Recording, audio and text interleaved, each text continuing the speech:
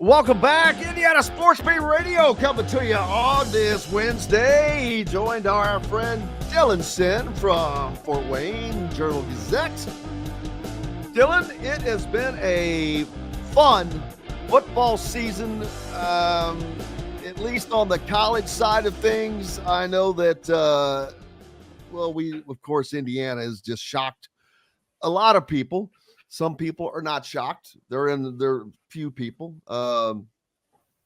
Me, I'm not shocked at all. I expected this, and I'll be honest with you. I'm looking at a ticket a bet that I placed at the beginning of the season for wins on the season, and it's already ready to be cashed.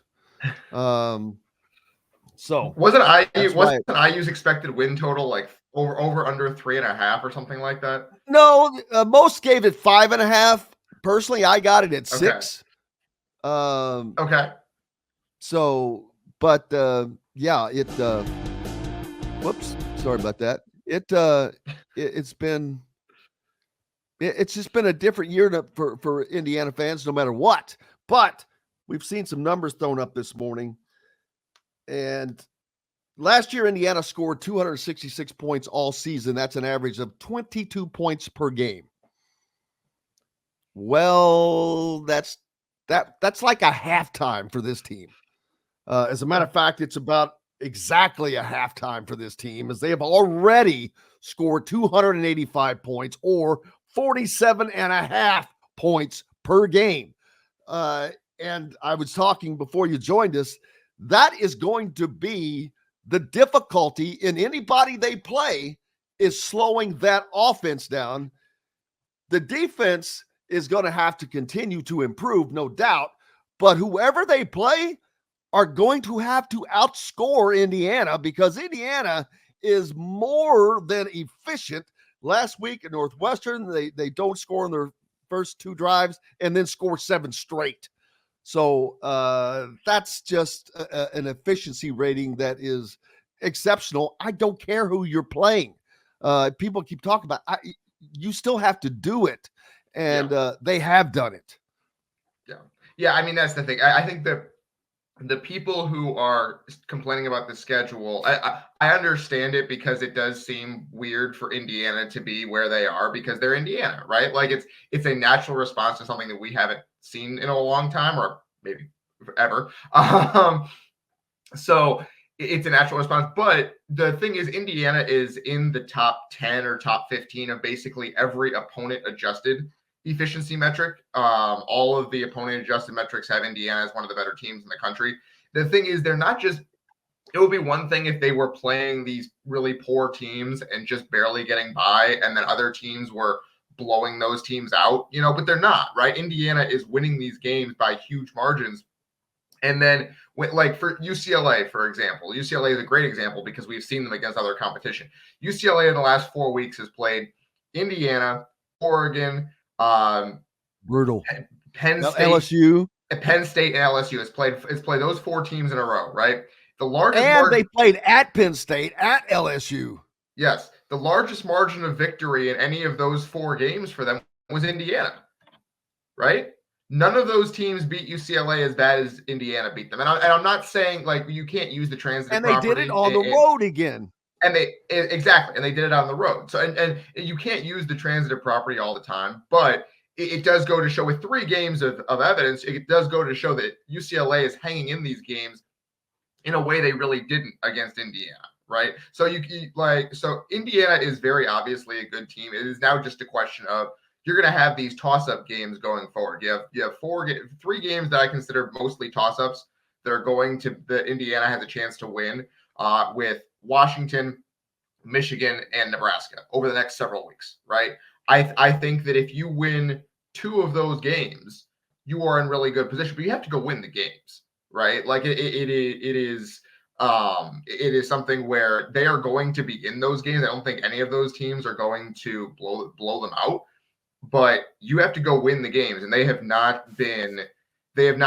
is the one concern that I have about this team, is they have not been in a game in the 4th quarter yet, really. Like Northwestern was close, but they went down and scored, and it wasn't too difficult. I want to see Indiana in a game against a team in the fourth quarter, and that is something that I think they'll be ready for. I think Kurt Signetti as a coach will have them ready for that game, for that type of game, but we haven't seen it yet. And I think that's the missing piece of their resume, is going and winning a game that is down to the wire, and I want to see that. Well, you should get that opportunity at some point over the next 6 games. Yeah. And you never know when it's going to be. After watching Vanderbilt and Alabama, hey, you never know when or where that's going to be. And that's why absolutely you cannot discount anything Indiana has done. Every time someone brings up, I'm like, wait a minute. They have 3 conference wins amongst those 6 wins already. And if you don't think winning on the road in your conference is difficult, go ask Kalen DeBoer about it. They were the number 1 team in the country, and they got beat by one of the worst programs in the country. It happens from time to time. That's the stuff that used to always happen to Indiana. Now, Indiana also has something that they have never had, a target on their back. Yeah, absolutely. No, I mean, that's the thing, is that people have kind of, if the kind of national college football consciousness has not woken up to Indiana being a good team, I guarantee you coaches watching film have woken up to Indiana being a good team. Like Nebraska and Matt Rule are going to be ready for Indiana when they come to Bloomington in 2 weeks, right?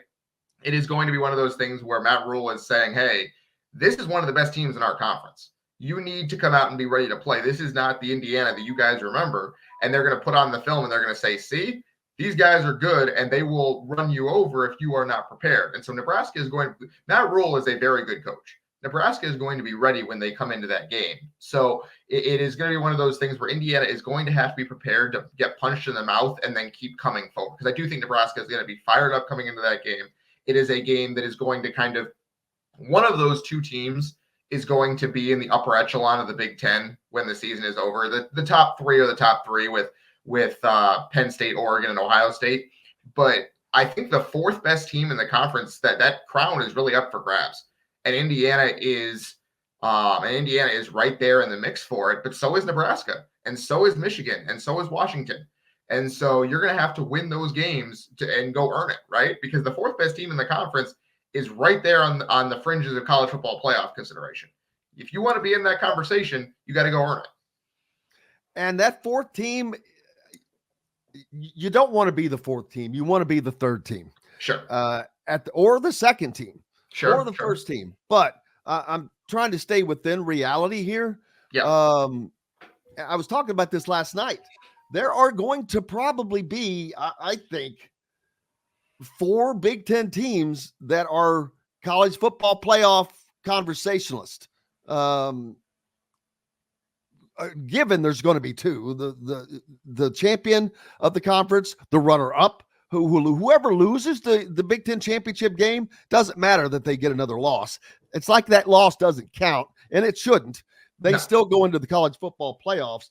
But who the 3rd and 4th place teams could potentially have a better record than the runner-up, because you could have, let's say Ohio State goes 12-0. All right. That means they will have beaten Indiana, Penn State, and Oregon, first of all. So they're locked in no matter what. But that leaves, let's say Penn State, Oregon, and Indiana are able to go 11-1. They beat everyone but Ohio State on their schedule. So now you're going to have a 3-way tie of who gets into the Big Ten championship game to play Ohio State. And that's going to be big, because whoever that is, I think automatically gets a playoff berth. The 3rd, then the difference between 3rd and 4th in the Big Ten, that could be a decider on who gets in and who does not get into the college football playoffs. You could have an 11-1 Big Ten team in and 1 out, maybe, if they're not inclined to put 4 Big Ten teams in. Right. And basically what's probably going to happen, the way this is shaping up, is the SEC is probably going to get 4 in, and then you're talking about the Big Ten getting 3 or 4, depending on how things shake out with basically Clemson, I think, because Miami is probably going to win the ACC, and Clemson is probably going to finish 2nd. Okay, does Clemson get in then, right? And so it's just a question of that's kind of the way I see things shaking out. So it's a question of if the SEC gets 4 in, does the Big Ten also get 4? Does it settle for 3? And I think that you can put yourself in position to be that 4th team. If you're Indiana, there is a not insignificant possibility that you are the 4th best team in the Big Ten, and maybe more, but it's going to be hard to prove that you're more because you don't play anyone except Ohio State. You don't play Oregon or Penn State, so it's going to be hard to prove it. So I mean, wins over Michigan and Nebraska and Washington now, since Washington beat Michigan. If you're able to beat Nebraska, Washington, and Michigan, absolutely, Michigan State on the road, I'm Sure. like, to me, I'm like, dude, what else do you want? My God, they've done all they've done with these numbers. And if you look impressive doing it, I think you will be in consideration. I think that the way this is going to work is the playoff committee is going to probably favor SEC and Big Ten teams to a certain extent. I think that's just kind of reality. That's how it's going to work because those conferences are so deep.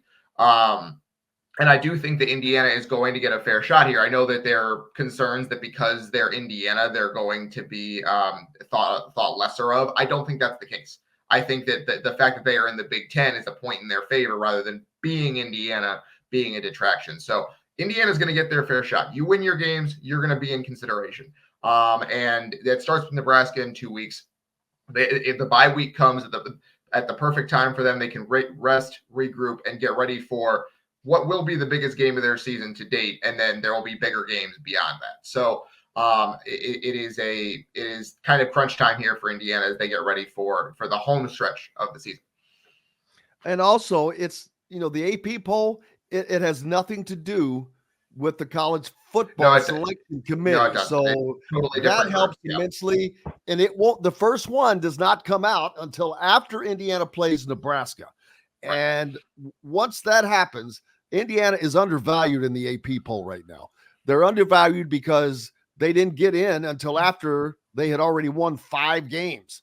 Now they're 6-0, and they're still down where many one-loss teams are because they're quote-unquote behind. They should be ranked ahead of Notre Dame. Notre Dame lost at home to Northern Illinois. I don't give a crap what they've done since. So, but that's people that are the national people who are just basically looking at Indiana from the outside, and I get it, and thinking, wow, this is Indiana. They suck, which they always have, but they don't now.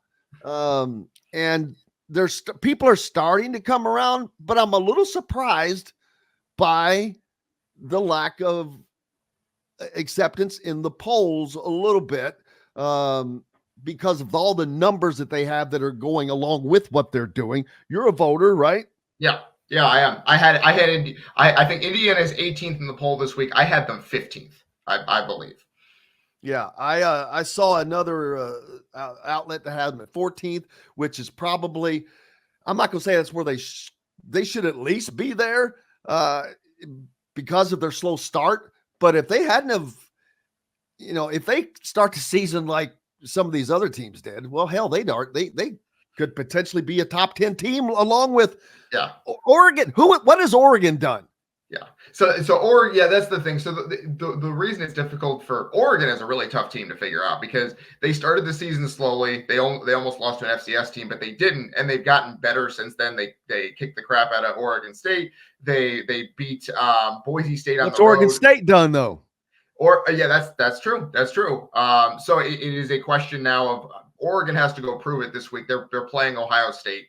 We're gonna see if they're any good at all. I'm still unclear about them. I looked at them before the season and thought this is a team that could contend for a national championship. Their offensive line has been disappointing to me, but it's getting better. So it's a question of how much do you weigh your preseason expectations of this team, especially if they haven't lost, versus what you've seen on the field. And now can you are they just kind of playing possum until they play Ohio State? Can they take it up a level when they play against an elite opponent? We don't know, right? If they go out there this week and get blasted by Ohio State, it's like, okay, they're just the team that struggled against Boise State and struggled against Idaho, and we don't really have to pay them much mind anymore. But if they go out there and either beat Ohio State or lose by 3-7, then what, right? Then it's like, okay, they're about as good as we thought they were. So I am looking forward. I mean, I'm looking forward to that game because I think it's going to be a fantastic football game. But I'm also looking forward to that game because we don't really know very much at all about Oregon, and quite frankly, Ohio State, who I thought was going to win the national championship at the start of the season and has been very good, but not quite to the level I thought they would be. Like they've blown out everyone they've played. They haven't really played anyone either. They beat Iowa last week 35-7. Good for them. But everything for Ohio State for several years now has just felt really hard. Like they're obviously so incredibly talented. They have so many great players on that team, especially on offense. And it just seems at times like it's pulling teeth. And until they break a 70-yard run, and it's like, okay, that's the team we expected to see. So I'm fascinated by that game. I want to see it. I think it's going to be a fantastic game. But I am also interested because it is the first time we have seen either of those teams against a truly elite opponent. So I'm interested by that as well. Yeah, my top 5 that I have right now in my power index, and this is some people will say, oh, Holber, Ohio State at the top. They're the king until someone knocks them off the throne. Sure. I've got Indiana number 2. Indiana, no one has done to me what Indiana has done up until this point. Everyone else, all these teams are in the same boat. They've all played well, but they haven't had that signature win to blow about. Penn State probably has maybe one of the best wins, I guess, against Illinois, but that was at home, and they only scored 21 points in that game. They do hold Illinois to 7, but they only scored 21 points. Their offense is where they hurt. Tom Allen has got the defense playing really well for Penn State, but their offense is very suspect, and I don't see Penn State as a team that can outscore Indiana if they were head-to-head. And then I've got Oregon and Illinois. That's my top 5 right there. And I think it's legit. Like it. Yeah, I can totally understand that. Like I love Illinois. Like I think Illinois is a really good team, and Penn State scoring 21 against Illinois is not a super red flag to me, just because that defense to Illinois is mean, nasty, and it's going to hit you.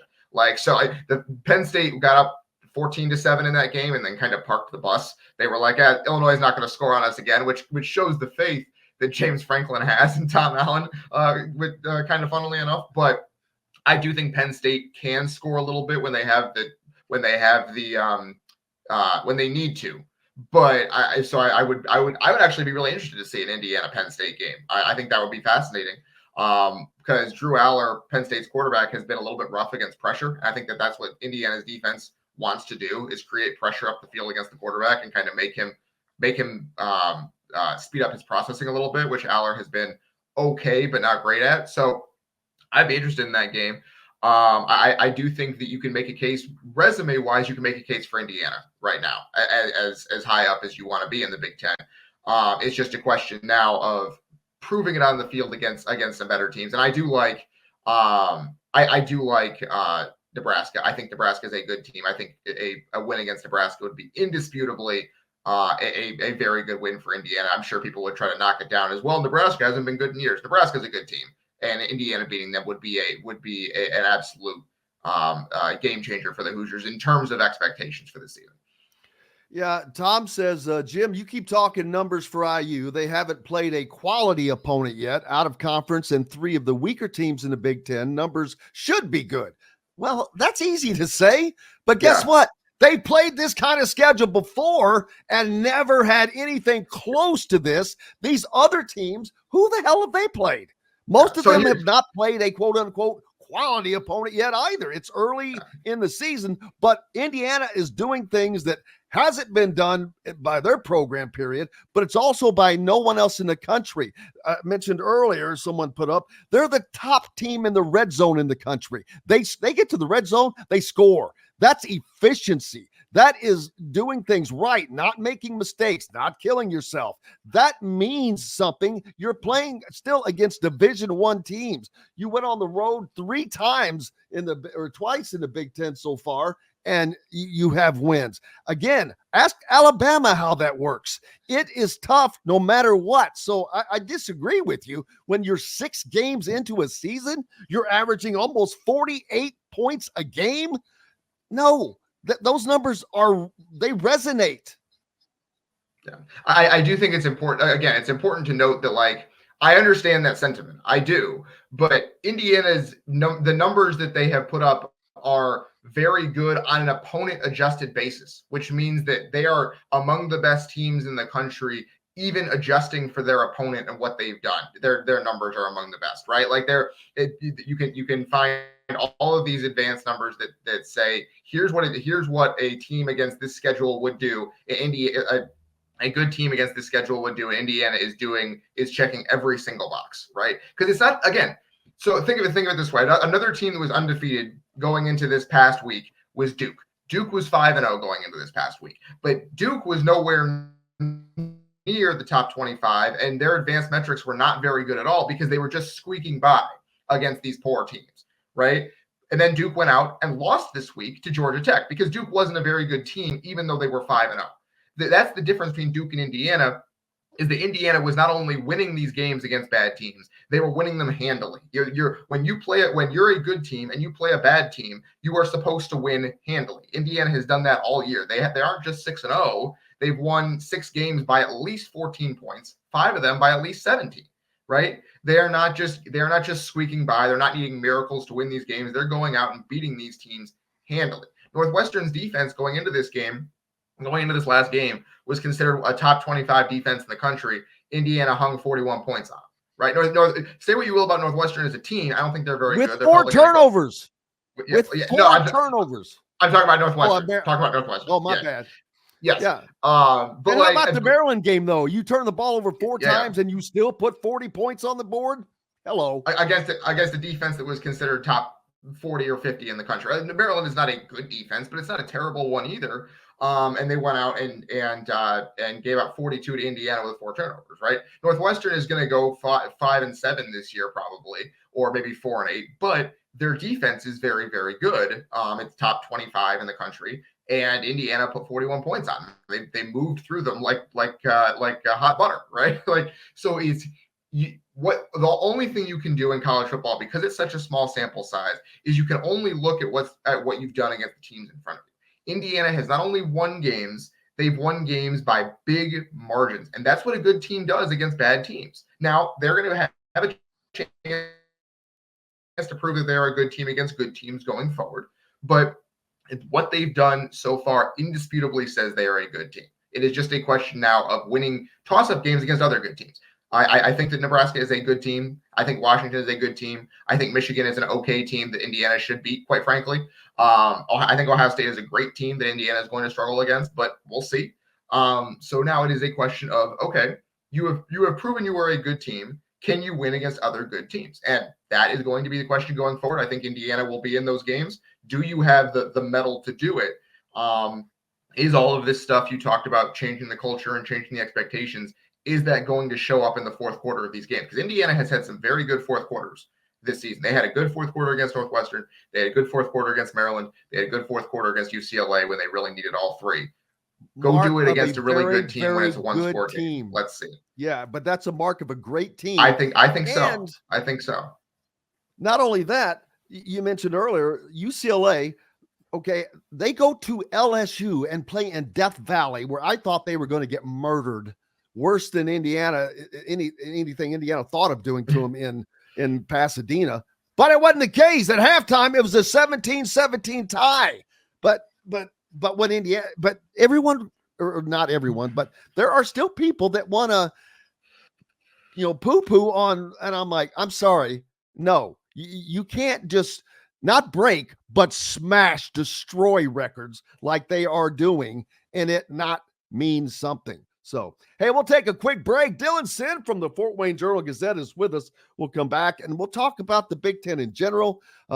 Purdue's probably going to be looking for a new coach after this year, I would have to think. But who knows? After 2 seasons of Ryan Walters not going too well, and then the Big Ten as a whole. But lots more coming up with us. Appreciate you being with us as we're coming to you from the Hard Truth Studios. And that was the Hard Truth. We've got more coming for you right after this break. Indiana Sports Beat Radio is brought to you by the fine folks at the Hard Truth Distilling Company, including Big Woods Restaurants and Quaffon Beers. You can find their great products in your area. If not, ask for Hard Truth. Their great products like their Hard Road Rye, Sweet Mash Bourbon, or the Toasted Coconut Rum. Ask for the Hard Truth. This segment is brought to you by Hoosier Hanks East. In the market for a new or used vehicle? Well, nobody beats the prices and selection of Andy Moore Honda in Bloomington. Right now, get a brand new Honda with no payments for 90 days. That's right, 2023 and 2024 Honda Pilots, HRVs, CRVs, Honda Ridgelines, payment-free for 90 days. Or get 0.9% APR financing for 36 months on a 2023 Honda Ridgeline. Go to AndyMooreHonda.com and get more to your door. If you're looking for a home in the Indianapolis area, you need Cheryl Sizemore from RE/MAX Advanced Realty. Cheryl Sizemore has over 2 decades of experience, and that could be the difference in you getting the home you want in today's tough housing market. Reach out to Cheryl Sizemore from RE/MAX Advanced Realty at Cheryl@IndyHomePros.com or 317-298-0961. Cheryl Sizemore from RE/MAX Advanced Realty. Let Cheryl Sizemore get you in the home you want today. Cheryl@IndyHomePros.com. Looking for someone to cater your next corporate event, family reunion, or tailgate? To some, a garnish may be nothing more than just a decoration put last on a plate. But in Bloomington, catering starts with Garnish Catering. Serving all of Bloomington and surrounding areas, Garnish Catering is waiting to help make your next event one to remember. Planning a great event shouldn't have to be stressful. Whether we quote you just for catering or a total event package, you can trust that you're making the right choice with Garnish Catering. Visit garnishcatering.com. That's garnishcatering.com. Garnish Catering is a proud partner of WOW Food Group. Whether it's a night out with the family, after work with colleagues, or catching the game with friends, Bubba's 33 is the place for you. Bubba's 33 offers a mouth-watering menu of selections that are all made from scratch every day. The portions are big, but the prices are small. And with over 50 big screen TVs, you'll never miss the big game. Bubba's 33, pizza, burgers, beer. Country living is just a swing away. It can be hard to find the exact home that fits your family's needs, so there couldn't be a better time to build a new home with Property Shore Construction. Now building exclusively south of Bloomington within the Stonecrest Golf community. Choose from one of the gorgeous Stonecrest Signature Series house plans. We have several lots available with scenic views of the golf course. Contact Amy Rhoda with Revesco Real Estate for additional information. 812-583-0919 or go to mystonecrestliving.com. That's mystonecrestliving.com for more details. Enjoy healthy, delicious meals at home without the hassle with the Fresh Fork. Chef-curated, ready-made meals delivered right to your doorstep. Proudly fueling IU athletes and now available to you with a menu that's always fresh and diverse, from hearty proteins to fresh salads. The Fresh Fork empowers you to make better food choices without compromising. Let the Fresh Fork help transform your lifestyle for a healthier way of living today at thefreshforkonline.com. Use promo code RADIO20 and get $20 off of your first order. Welcome back to Indiana Sports Beat Radio, brought to you by Hard Truth Distilling Company and Andy Moore Honda Bloomington. This segment is brought to you by the Ugly Grouper. Welcome back, Indiana Sports Beat Radio, here on this Wednesday. Speaking of the Ugly Grouper, our friends down on Anna Maria Island, Florida. Hope all is going well there, as they were kind of right in the path the last I saw. Has the hurricane landed, I think? Is it already made landfall? The second one, I don't know if it has yet. I think it's either coming very soon, I think. But I think they're still trying to get people out of there. Yeah, I said, let's hope they do. I know that the Ugly Grouper located on Anna Maria Island, Florida, is just west of Sarasota, just south of Tampa.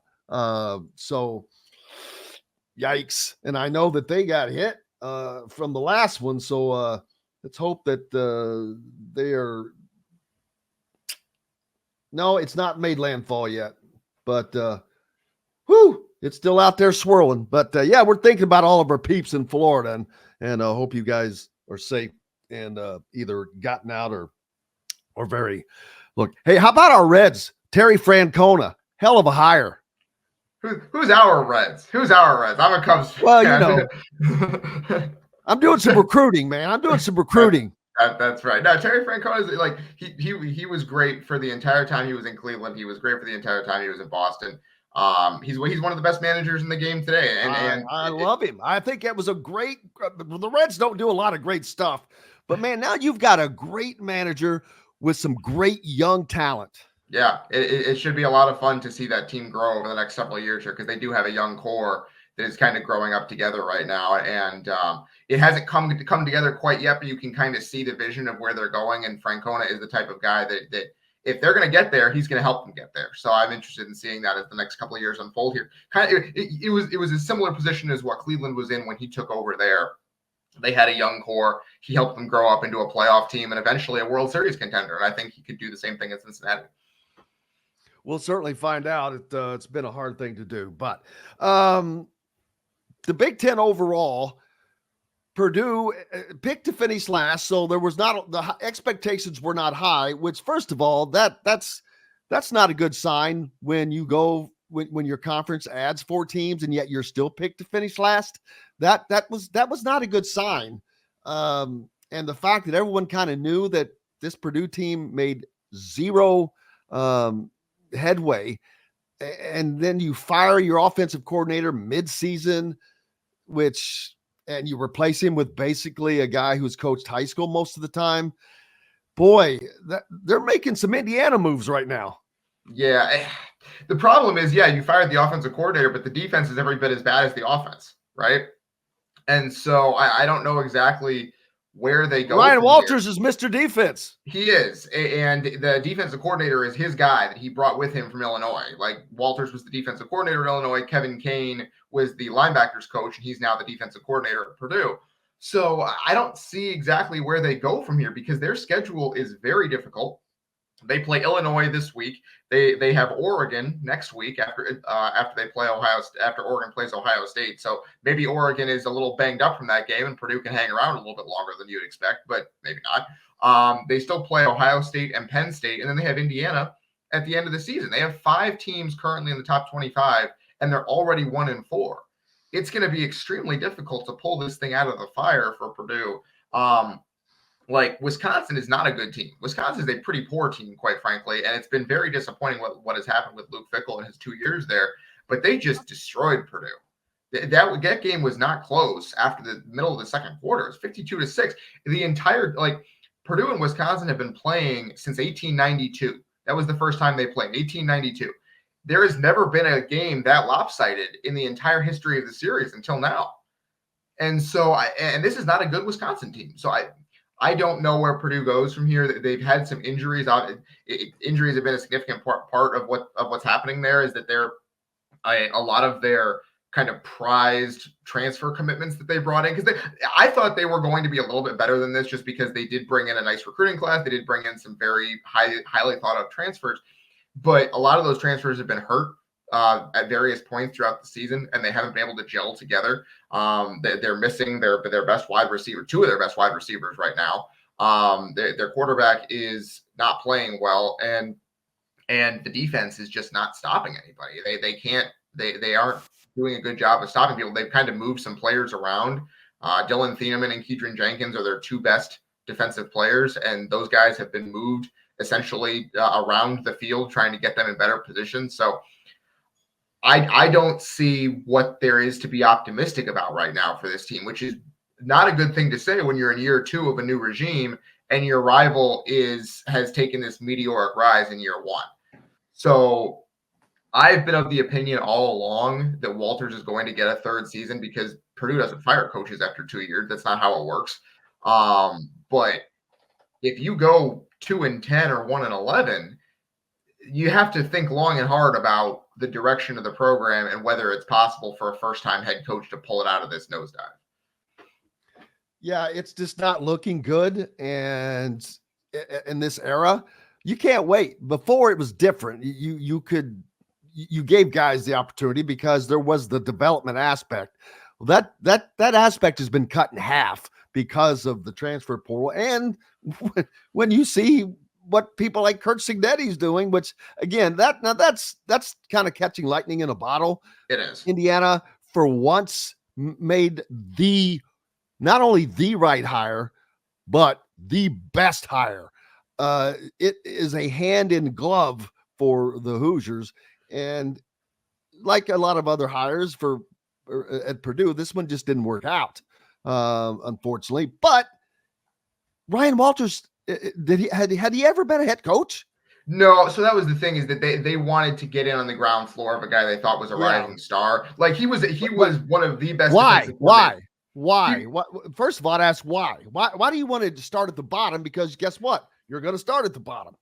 Yeah, I think it was more that they thought that he'd be a good head coach, and they wanted to be like, he's going to be a high level head coach one day, and we want to be like where he gets his start, right? Like he was a very, very good defensive coordinator for several years there at Illinois. Those defenses were mean and nasty, and they were very good. And they thought, okay, he can bring that to Purdue, and then also build a good offense and kind of start on his path to being a high level head coach. That seemed to be kind of the assumption at Purdue, was that this is a rising star. We're going to get 3 or 4 or 5 good years out of him, and then he's going to move on to something bigger and better. And it does not seem like that is the trajectory this is going. Again, I think he's energetic, and I think he knows defense. I don't know exactly what the plan is on offense at this point. I know that the defense has not been very good either. Segment is brought to you by the Fresh. But yeah, but I just don't know what the plan is to get this offense to even semi-competence over the back half of the season. Because again, like you said, you fired your offensive coordinator. The current offensive play caller, he's not the offensive coordinator, he's the offensive play caller, is a guy whose most of his experience is in high school. So yeah, I'm just curious as to how this goes the rest of the year, because you could have a situation where you lose the locker room.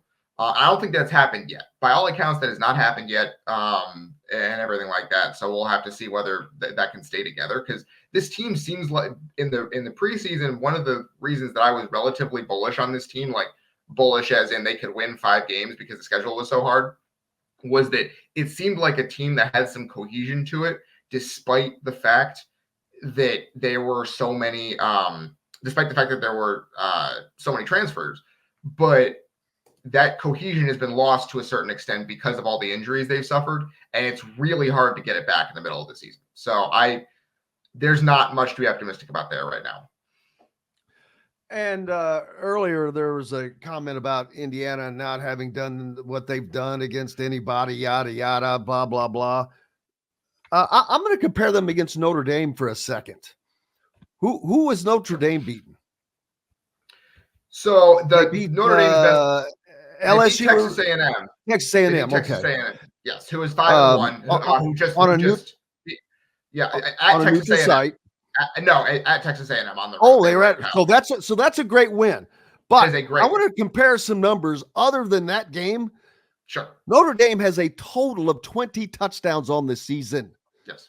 You know how many Indiana has? Double that. 38. They're a scoring machine. Notre Dame only has 5 passing touchdowns. Indiana has 23? 14. Because 15 passing touchdowns. Curtis Rourke 23 has 14. rushing touchdowns. Curtis Rourke has 14. 23. There you go. Okay. I believe Notre Dame has 10 rushing touchdowns. Is that right? Yeah, so that sounds right to me. Notre Dame has not moved the ball very well on offense. They've gotten better as the season has gone on. Notre Dame has one of the best defenses in the country. That's where they've made their mark, is their defense has been awesome the entire year. The advanced metrics, I think the advanced metric that I saw yesterday had them as the second best defense in the whole country. So it's just a question of, for Notre Dame, figuring out how to move the ball on offense. They've gotten better, right? They scored 31 against Louisville, who people think is a pretty good team. I don't know exactly how good they are. But they went out and scored 31 against Louisville before the break. They play Stanford this week. Notre Dame is going to get a chance to prove how good they are before the season ends, because they do play some pretty good teams. Army and Navy are kind of in the same position, quietly.